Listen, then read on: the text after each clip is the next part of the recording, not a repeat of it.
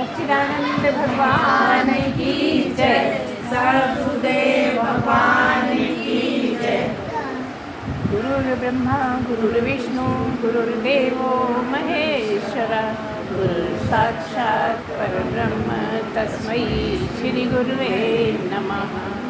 त्वमेव माता च पिता त्वमेव बन्धुश्च सखा त्वमेव विद्या द्रविणं त्वमेव सर्वं मम देव देव। सर्वे भवन्तु सुखिनः, सर्वे सन्तु निरामयाः, सर्वे भद्राणि पश्यन्तु मा कश्चित् दुःखभाग् भवेत्। सच्चिदानंद भगवान की जय। सद्गुरुदेव भगवान की जय। आज आप किसी उपलक्ष्य में इकट्ठे हुए हैं और संयोग है सत्संग भी साथ में होना है ना। ये आपका सौभाग्य है कि सत्संग सुनने को मिल रहा है। कई लोग इतनी दूर आ भी नहीं पाते हैं, सुन भी नहीं पाते, तो आज हमारे शिष्य ने ऐसा अरेंज किया है कि सब सुन पाए यहाँ पे पास के लोग। तो जब हमारे घर बच्चे आते हैं छोटे छोटे, वैसे तो हमारे यहाँ प्रथा है 16 संस्कार। 16 संस्कार होते हैं पूरे जीवन में, और एक संस्कार जीवन से पहले, जीवन शुरू होने से पहले भी होता है। वो क्या होता है, कोई जानता है? वो गर्भाधान होता है ना। गोद भराई तो 7वें महीने में होता है, लेकिन जब बच्चा पेट में आता भी नहीं है उससे पहले भगवान से प्रार्थना की जाती है तो हमारे घर अच्छा बच्चा है, सब तरह से उसके गुण अच्छे हों। इसलिए 16 संस्कार में सबसे पहला संस्कार होता है गर्भाधान। उसमें भी जितने भी संस्कार होते हैं उसमें हवन किया जाता है, और हवन करने के बाद उसका श्री गणेश किया जाता है, जो भी संस्कार है उसके। तो ये हमारे यहाँ संस्कारों की परंपरा हमेशा से है। हम कौन से धर्म के हैं? सनातन धर्म के हैं, सनातन धर्म पर चलने वाले। और ये सनातन धर्म के संस्कार हैं 16। सभी को करना चाहिए, जिसकी जैसी हैसियत है अपने हिसाब से कम ज़्यादा करना आवश्यक है। सही करते तो हम सभी हैं, है ना, सभी करते हैं। कभी नाम रख देते हैं, अपनी मर्जी से नाम पुकारने लगते हैं, है ना, कभी कान छेदवा देते हैं, कभी जनेऊ का प्रोग्राम कर देते हैं, लेकिन बस करना ज़रूरी है इसलिए कर देते हैं। लेकिन उसके लिए एक अच्छे कामना करनी पड़ती है, अच्छे गुणों की कामना करनी पड़ती है। जब भी कोई संस्कार होता है तो सब मिलके आशीर्वाद क्या देते हैं कि बच्चा अच्छा रहे, सबके बच्चे अच्छे हों, ताकि हमारा समाज बहुत अच्छा हो।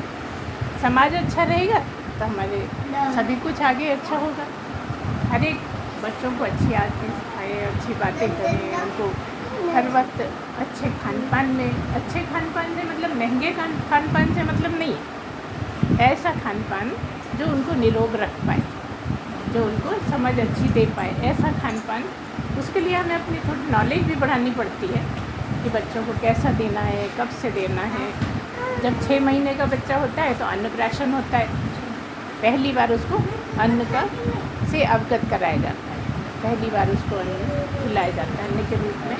शुरू में ही तो ज़्यादा अन्न दे नहीं सकते, तो थोड़े खीर बना लेते हैं, चावल की खीर, और उसको थोड़ी चटा देते हैं।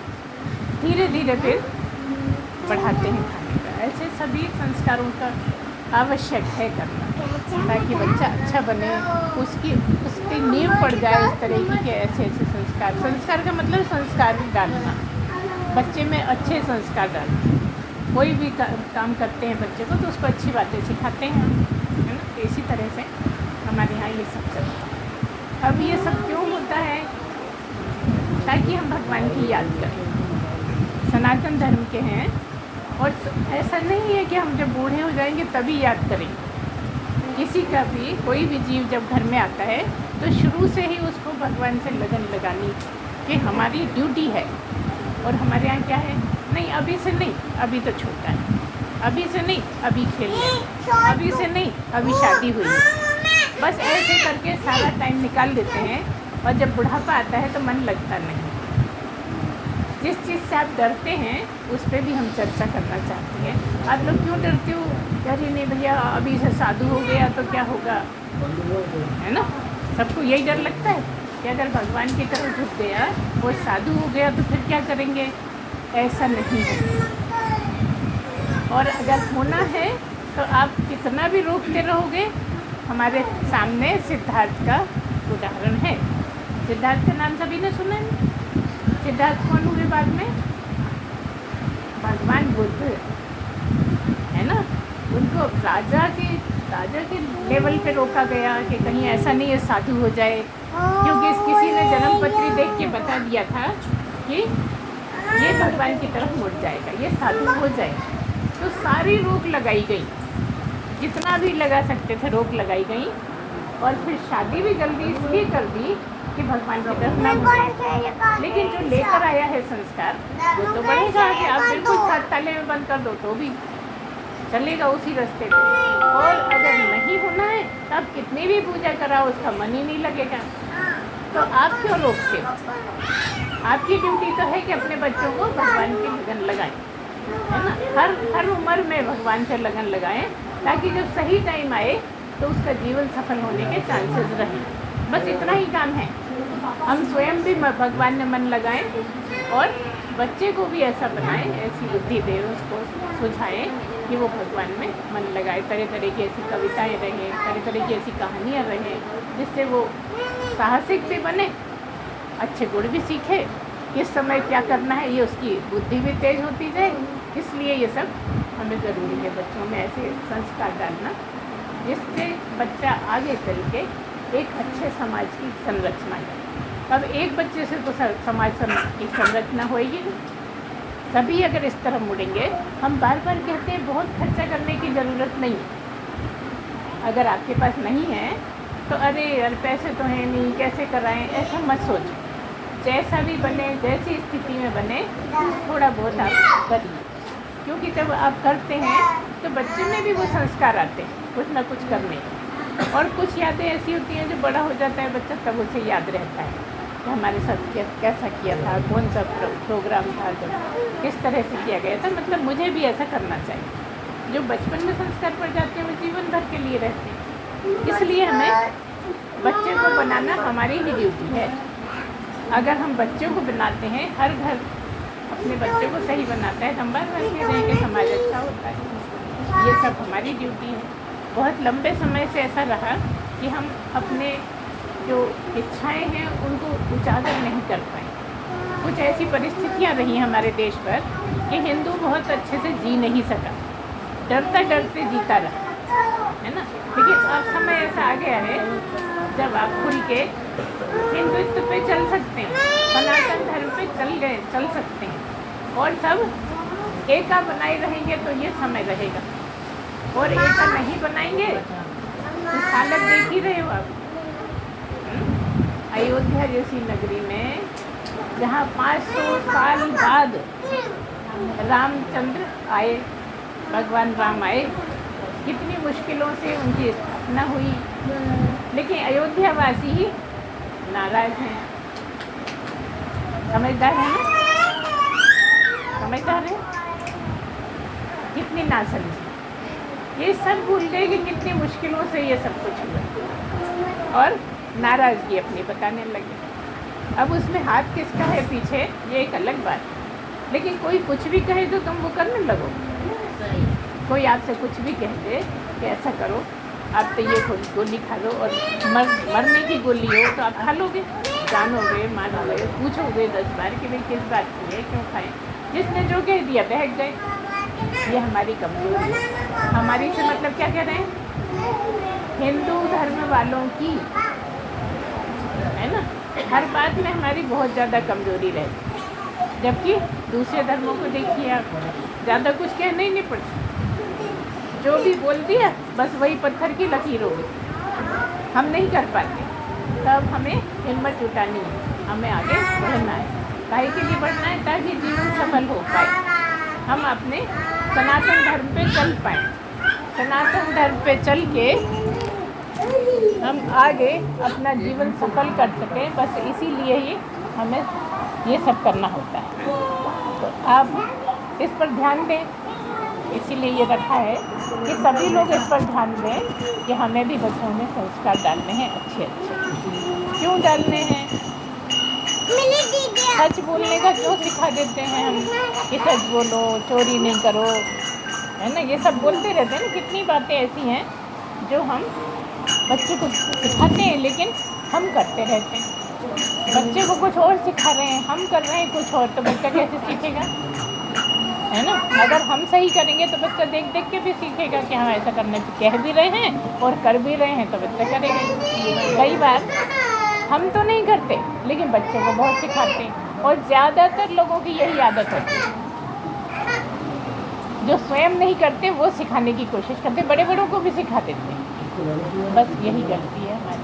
हम जैसे चलेंगे वैसे सीख सीख के अपने आप बच्चे वैसे बनते जाएंगे, और उसके ऊपर आप कह भी रहे हो, सिखा भी रहे हो, तो फिर संस्कार पड़ेगा। इस तरह से यहाँ पर आके अगर जीवन सफल नहीं हुआ तो बेकार ही चला गया। फिर क्या होगा? हम भगवान की तरफ मुड़े नहीं, हमने जाना नहीं कि हमारा यह मनुष्य जन्म में आने का क्या फ़ायदा है, क्या करना चाहिए। फिर कब मिलेगा बताओ? मनुष्य जन्म कब मिलने वाला पता है किसी को? और हम इसी पे रोशनी डालते रहते हैं कि बड़ी मुश्किल से मनुष्य जन्म मिला है, तो इसको आप सफल बनाइए। ऐसा मत सोचिए कि नहीं भगवान के याद करेंगे तो हम साधु हो जाएंगे, भगवान को कोई बच्चा याद करेगा तो साधु, ऐसा बिल्कुल मत सोचिए। भगवान को जितना याद करोगे उसका क्या मतलब है पता है आपको? स्वयं को याद करो। ये बात समझ में नहीं आती कुछ, है ना? भगवान को याद करने का मतलब स्वयं को याद करने का। जब आप स्वयं को भगवान को याद नहीं करते तो उसको याद करते हैं, उसकी बुराई याद करते हैं, उसको याद करते हैं, उसकी बुराई याद करते हैं कि नहीं? और जितनी बुराई करोगे उतने कर्म बन जाएंगे आपके।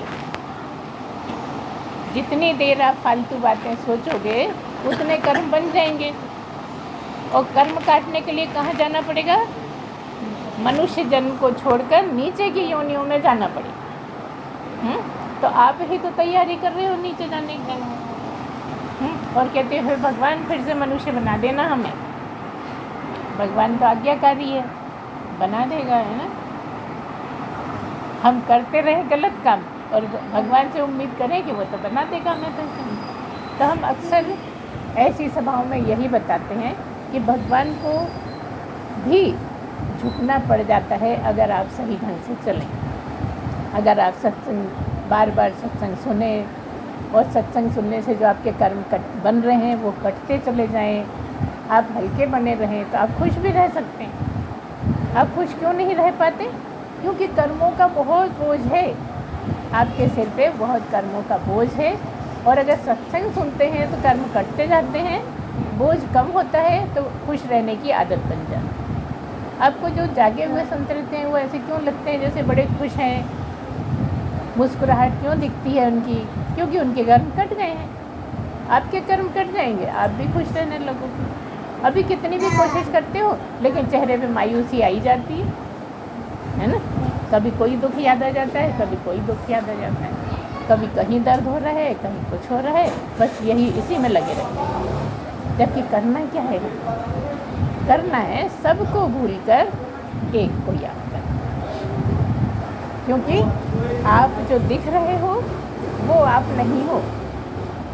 अभी तक आप दिखने वाले को मैं बोलते रहते हो, है ना? ये मैं हूँ, ये सब जानते हैं। हम पूछें आप कहाँ हैं तो कहोगे दिख नहीं रहे, सामने तो खड़े हैं। लेकिन जो आप असली वाले हैं वो सामने खड़े वाले बैठे वाले नहीं हैं।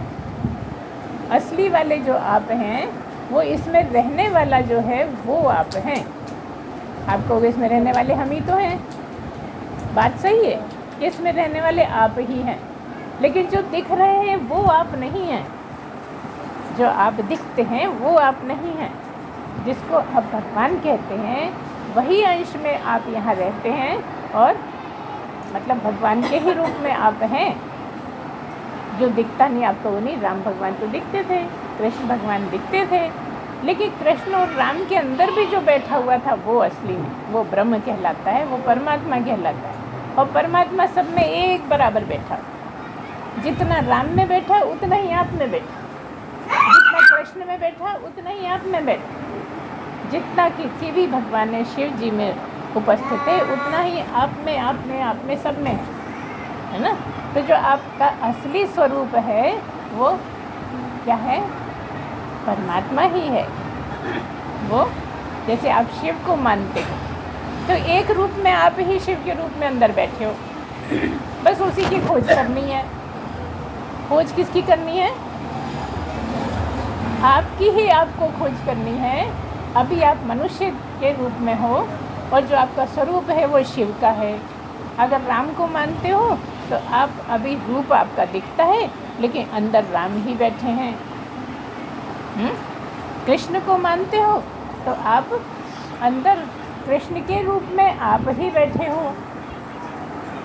समझ में नहीं आती ऐसी बात, बड़ी कठिन बात है ये। मन मानने को ही तैयार नहीं होता, कहता ऐसे कैसे, राम तो मंदिर में बैठे हैं, कृष्ण तो मंदिर में बैठे हैं, यहाँ थोड़ी देख रहे हैं हम चोरी भी कर लें तो कौन पता लगे, यही लगता है ना?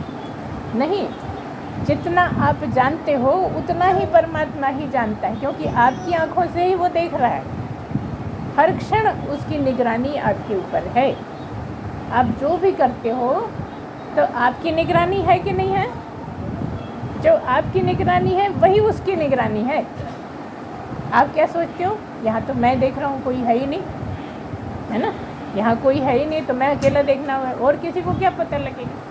लेकिन असली में परमात्मा हर क्षण इतना ज़्यादा देखता है, इतना ज़्यादा देखता है कि आप भी नहीं देख पाते। ऐसा क्यों? क्योंकि उसे तो सब नोट करने हैं ना, आपके कर्मों का फल देना है ना। इसलिए आपका तो मन हो सकता है इधर उधर चला जाता हो, लेकिन वो पूरे समय आपके ऊपर नज़र रखता है। कैसे करते हो, क्या करते हो, भावना क्या है आपकी, अंदर किस तरह के आपके विचार आ रहे हैं। देखो, आप किसी से बात नहीं कर रहे, बोल नहीं रहे, दूसरों को कुछ नहीं पता लग रहा, लेकिन परमात्मा को पता क्यों लग रहा है? क्योंकि आपको पता लग रहा है। आपको पता लगने का मतलब परमात्मा को पता लगना है। अब कितना विश्वास होता है आप लोगों का हम नहीं कह सकते, लेकिन है ऐसा ही। कुछ छोटी छोटी बातें, थोड़ी थोड़ी बातें हम आपको इसीलिए बताते हैं कि इन बातों का ध्यान रखिए कि हर वक्त परमात्मा की नज़र आपके ऊपर है। इसलिए हमसे कोई ऐसा काम ना हो जो हमें पाप लगे, हमें सज़ा मिले। अनजाने में ही कितने काम हो जाते हैं, तो कम से कम जानबूझ के तो ना हो। अभी हमने कल चर्चा करी थी कि देखिए, मिट्टी सब जगह है ना, मिट्टी हर जगह, सीमेंट भी है तो वो भी एक प्रकार की मिट्टी ही है, और मिट्टी सब जगह दिखती है। लेकिन अगर कहीं ढेले के रूप में है, मिट्टी ढेले होते हैं ना, काली मिट्टी के जगह जगह ढेर लगे रहते हैं, तो वो क्या हो गई? मिट्टी ही ढेला हो गई। ढेर लगा दिया तो मिट्टी ही ढेर बन गई। टीला है तो मिट्टी ही टीला, मिट्टी नहीं रही, वो टीला हो गई, वो ढेला हो गई, वो झोपड़ी हो गई। मिट्टी रहते हुए मिट्टी नहीं रही। जैसे आप परमात्मा का स्वरूप होते हुए इंसान बन गए, शक्ल वाले, रूप वाले कुछ बन गए, है ना? आप सब हो तो भगवान का ही अंश, लेकिन बन गए कुछ और। अच्छा, मिट्टी थी, जब तक मिट्टी में क्या गुण है बताओ? कुछ गुण है? कुछ खाती है, पीती है, जाती है, आती है, कुछ करती है मिट्टी क्या? ठीक ऐसे ही आप असली वाले जो हैं वो न खाते हैं, न पीते हैं, न करते हैं, न जाते हैं, न आते, कुछ नहीं करते। किसकी बात कर रहे हैं हम? स्वरूप की। आपका जो स्वरूप है वो दिखता ही नहीं मगर होता है। रूप तो खत्म हो जाता है, रूप को तो जला दिया जाता है, लेकिन आप तब भी बचे रहते हो। दूसरे जन्मों में कौन जाता है? शरीर जाता है क्या? शरीर तो जलता है, सब जानते हैं। अभी हम आ रहे थे तभी एक जा रहे थे, कोई बहुत से लोग लेके जा रहे थे किसी मृत मनुष्य को। तो क्या मतलब है, ये जो दिखने वाला है ये तो जल जाता है, ख़त्म हो जाता है, लेकिन आप ख़त्म नहीं होते। मुख्य बात यही है कि आप ख़त्म नहीं होते। आप ख़त्म हो जाते तो 84 लाख में कौन गया, है ना। तो वो जो आप हो ना, जब तक आप किसी रूप में बसते रहते हो तब तक आप कुछ होते, कुछ बन जाते हो, बार बार बन के आते हो। कभी गाय बन गए, कभी बकरी बन गए, कभी चींटी बन गए, कभी तितली बन गए, है ना। कभी बहुत कुरूप बन गए, कभी बहुत अच्छे सुंदर बन गए, है ना। बनते ही रहते हो। हम उसकी बात कर रहे हैं जो बनता नहीं, बस होता है, उसकी खोज करना है आपको। मनुष्य जन्म में हमें मुख्य काम क्या है कि जो है, आप हैं, असली में हैं, उसको पहचानने का प्रयत्न करें।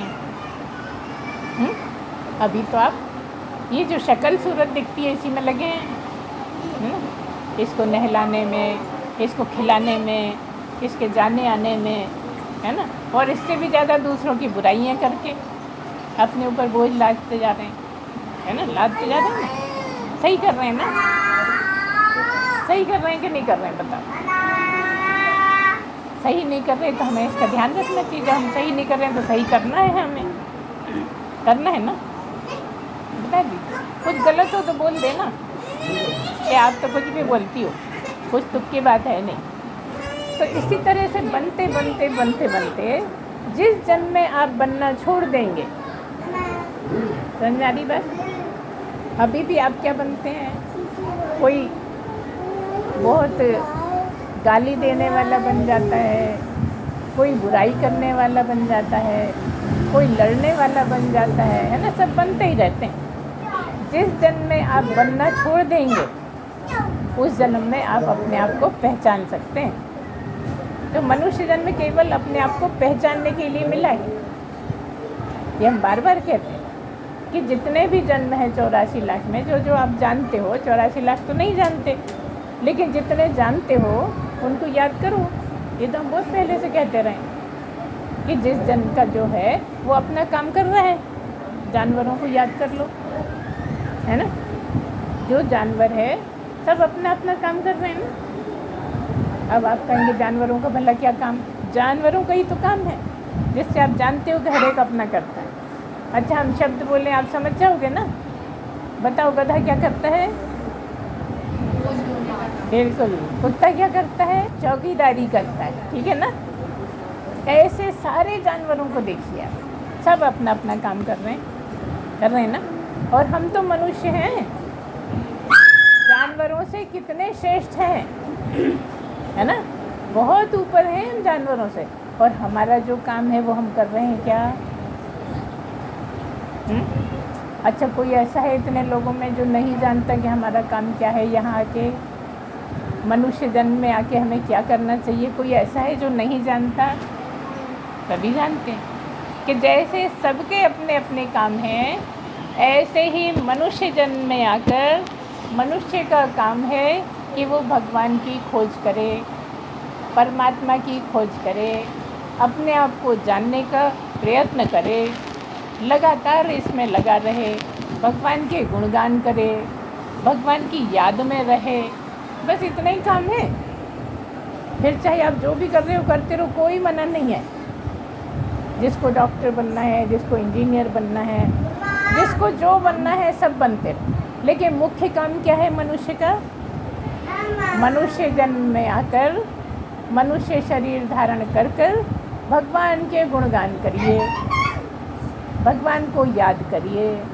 चलते फिरते, उठते बैठते, सब करते हुए भी कर सकते हो।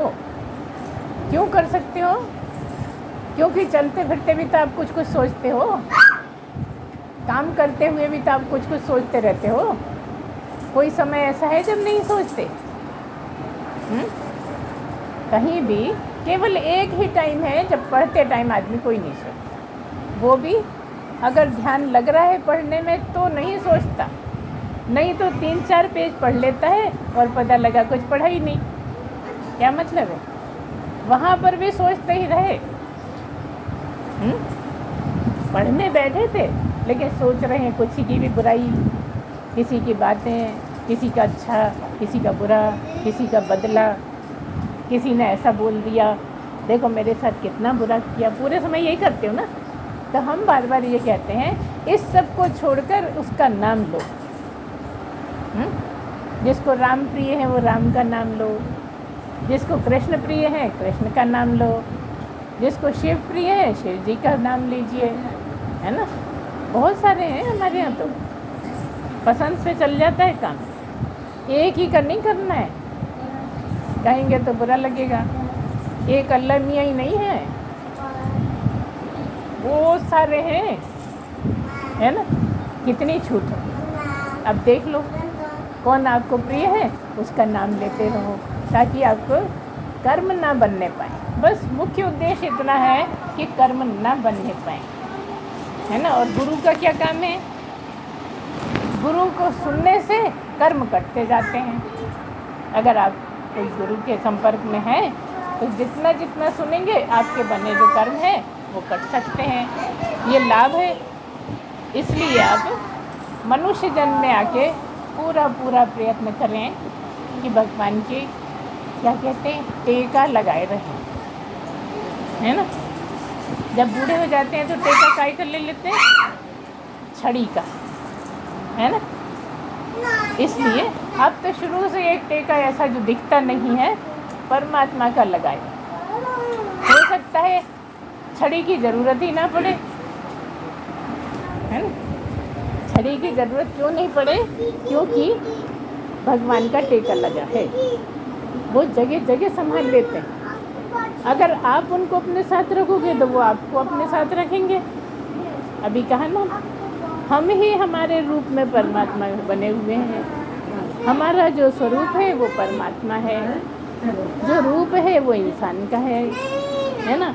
सारी गड़बड़ियाँ इंसान की हैं और सारी अच्छाइयाँ परमात्मा की। तो जब आप धीरे धीरे बदलते अच्छे गुण लेते जाते हैं और एक दिन ऐसा आता है कि आप ही भगवान बन जाते हैं, मनुष्य रूप में भगवान बन जाते हैं।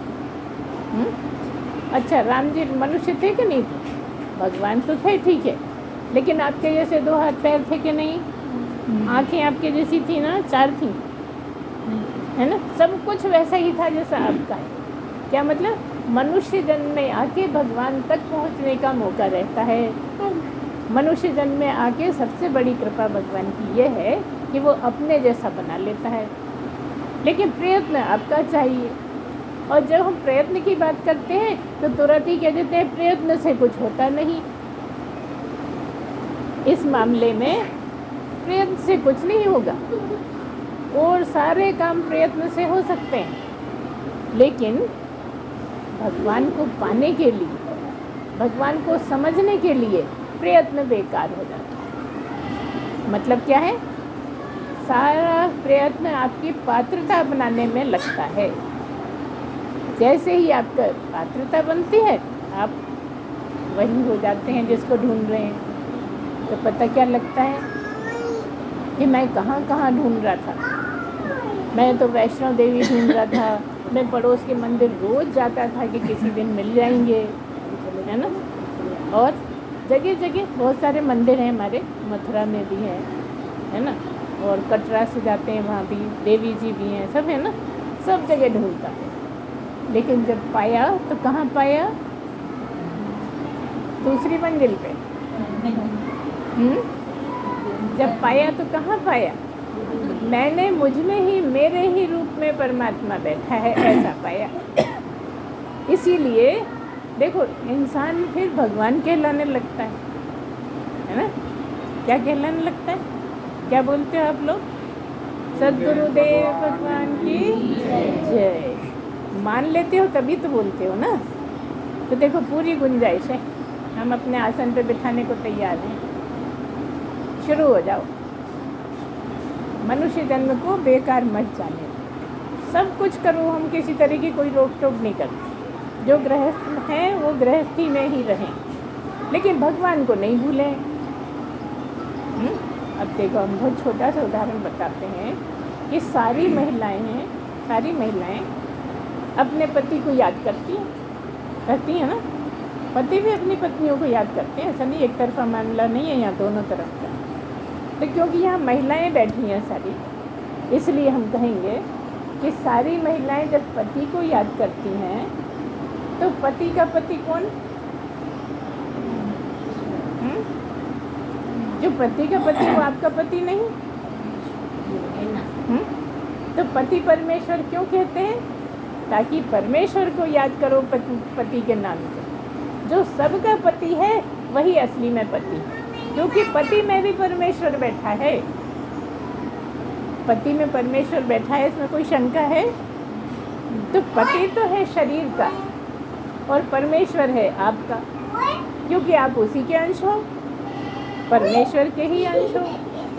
तो जो सबका पति है उसको याद करो, है ना। और आपके पास तो कितने त्योहार हैं, साल भर ही पति के नाम से त्योहार होते रहते हैं। तो आप क्या समझते हो? पति के लिए? अरे उस रूप के लिए नहीं है, पति के नाम से परमेश्वर को याद करना है जो उसमें बैठा है।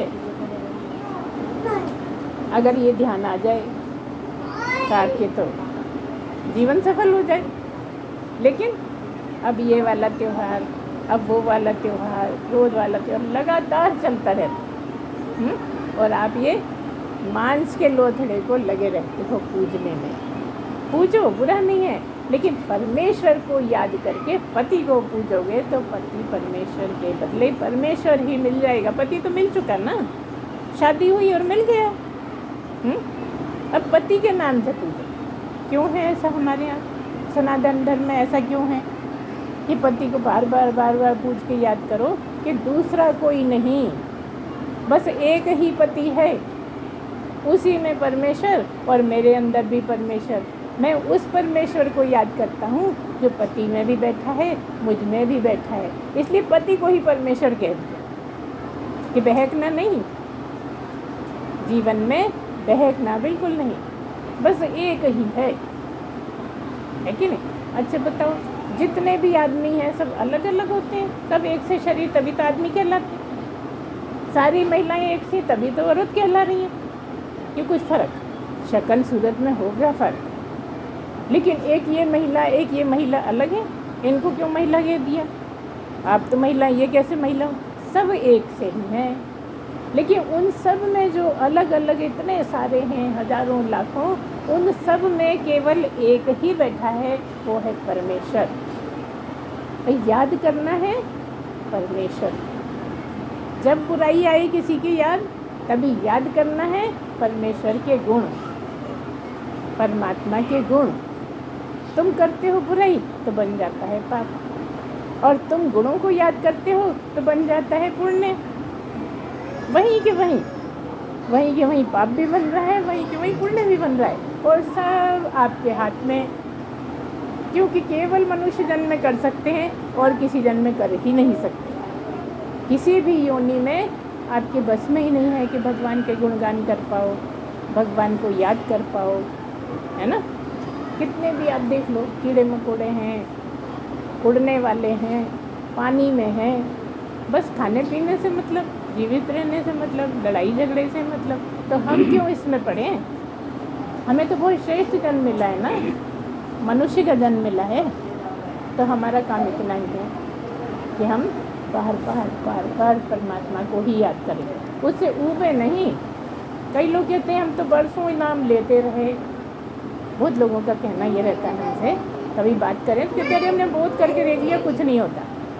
तो सवाल ये है कि होठों से नाम नहीं लेना, दिल से नाम लेना है। अंदर नाम जब चलता रहे, होठों से चाहे अपनी बात कर लोगे, लेकिन अंदर नाम चलता रहेगा, तब नाम लेना कहलाएगा। और वो होता नहीं है, बस यहीं रह जाता है। यहाँ वाले नाम को बेखरी बोलते हैं, बेखरी पे ही अटके रहते हैं। और जाना है नाभि तक, इतनी यात्रा करनी है आप, होठों से गले तक, गले से हृदय तक, हृदय से नाभि तक। इस तरह का आपकी जो यात्रा रहेगी, जैसे ही आपकी पूर्णता होगी, आप राम ही हो जाएंगे, आप कृष्ण ही हो जाएंगे। देखो, राम भी जपते थे नाम। राम किसका नाम जपते? राम भी अपना ही नाम जपते थे।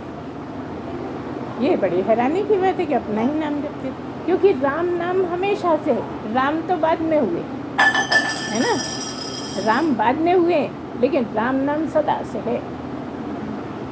सरदार लोग भी राम का नाम जपते हैं। वो कहते हैं हम उन राम का नाम थोड़ी ले रहे हैं जो धनुष बाण वाले, हम तो राम का ले रहे हैं। कौन राम? परमात्मा, भगवान, है ना, ईश्वर, जो भी कह लो आप, उनका नाम। तो राम तो बाद में हुए, राम का नाम पहले से ही था, इसलिए राम भी राम जपते थे। अब देखो यहाँ पर कोई मोहल्ले में होंगे रामदास के नाम, रामदास नाम के कोई होंगे, तो वो राम का नाम नहीं जप सकते, ऐसे ही राम जपते, लेकिन पहुँच गए भगवान होने तक। और वो आए भी इसीलिए थे धरती पर कि जब मैं हो सकता हूँ भगवान, तो तुम भी हो सकते हो, तुम भी प्रयत्न करो। और होने का क्या मतलब है? भगवान होने का क्या मतलब? कोई भी मनुष्यधारी जब परमात्मा को समझ जाता है तो भगवान हो जाता है, इतनी बात है। कोई भी मनुष्य शरीर लेकर जो आया है, जब भगवान को समझ जाता है तो वो भगवान हो जाता है। और मनुष्य जन्म में कोई भी भगवान हो सकता है। देखिए कितना आसान है और कितना कठिन है। यही के यही जहाँ बहुत कठिन है, वहीं के वहीं बहुत आसान है। बस केवल आपको थोड़ा ध्यान देना है अपनी तरफ। क्या ध्यान देना है? कि मैं कब क्या कर रहा हूँ, कब बुराई कर रहा हूँ। देखो साथ में कोई नहीं है, अकेले हैं, लेकिन बुराई कर रहे हैं। समझ में आ रही है ना बात सबको? खूब बुराइयाँ करते हैं, खूब बुराइयाँ करते हैं, लेकिन गुणगान करना आ जाए तो भगवान ही हो जाते हैं। इस तरह से हम आप लोगों को सभी को ये कहना चाहते हैं कि आप भगवान के गुणगान करिए मन ही मन में, है ना, और अपने स्वरूप तक पहुँचे। रूप तो रोज़ शीशे में देख लेते हैं, लेकिन स्वरूप को भूल जाते हो बार बार। स्वरूप को समझिए, स्वरूप को देखिए, स्वरूप के गुण देखिए। जो भगवान के गुण हैं वही आपके स्वरूप के गुण हैं, क्योंकि आप ही भगवान के रूप में इस शरीर में बैठे हो, कोई दूसरा नहीं बैठा है। आप सोचते हो साथ में आसमान वाला भगवान बैठा है, मैं तो अलग हूँ। नहीं, आप ही बैठे हो। आप इधर मुड़ गए तो गड़बड़ हो गई, आप इधर मुड़ गए तो भगवान हो गए। मुड़ जाओ, है ना, मुड़ जाओ तो काम बन जाए। और यही जीवन है बस। इसके पहले भी नहीं था, इसके बाद में भी नहीं है। हाँ, बाद में हो सकता है, अगर सत्संग लगातार सुनते रहें तो फिर से मनुष्य होने के चांसेस हैं। तो आप सुनते रहिए, आगे बढ़िए। जो हमने आपको मार्गदर्शन दिया उस पर चलने का प्रयत्न करिए, और अपना क्या है, परलोक सुधारिए। लोक परलोक कहते हैं कि परलोक सुधार। तो लोक परलोक छोड़ के भगवान ही हो गए तो कोई लोक की बात ही नहीं रही, परलोक की बात ही नहीं रही। क्यों नहीं रही? क्योंकि वो किसी एक लोक में नहीं है, वो हर लोक में व्यस्त है। हर लोक में जो बसता है वो कौन है? वो आप ही हैं। आप अपने घर में बसती होंगे, आप अपने घर में बसते होंगे, लेकिन एक परमात्मा है जो सबके घरों में, सबके दिलों में, हर कण कण में समाया हुआ है। बस उसी की बात करनी है, उसी की याद करनी है, उसी में रमे रहना है, काम सब करते रहना है। जितने ज़्यादा अपनी अपनी ड्यूटी करोगे उतने ही कर्मों को काट के आगे निकलते जाओ। इसलिए अपनी अपनी ड्यूटी को छोड़िए मत, है ना, बस आगे चलते रहिए। एक दिन आपका जीवन सफल हो सकता है। और अच्छा लगे तो हमको और याद कर लेना। कुछ कुछ लोग जो बहुत दिन में मिले हैं उनसे बोल रहे हैं कि कभी कभी हमें भी याद कर दिया करो, लेकिन ठीक है, आज इतना ही, क्योंकि शोरगुल भी ज़रा ज़्यादा रहा तो ठीक है, हो जाता है, चलता है सब। महिलाओं की सभा में तो अक्सर ऐसा हो जाता है, कितना भी कहो कि बच्चों को लेके नहीं आना, लेकिन बच्चों को कैसे नहीं लेके आए, वो तो उनके साथ ही रहेंगे, लेके आएंगी। तो सिखाएं, चुप बैठना सिखाएं। देखो ये बच्चे कितने अच्छे हैं, तो ये सब सिखाने से अंतर पड़ता है। तो आज इतना ही, बोलिए सच्चिदानंद भगवान की जय, सद्गुरुदेव भगवान की जय।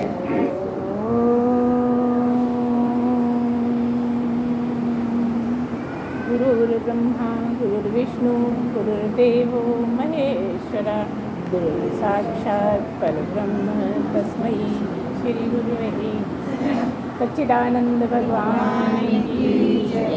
सद्गुरुदेव भगवान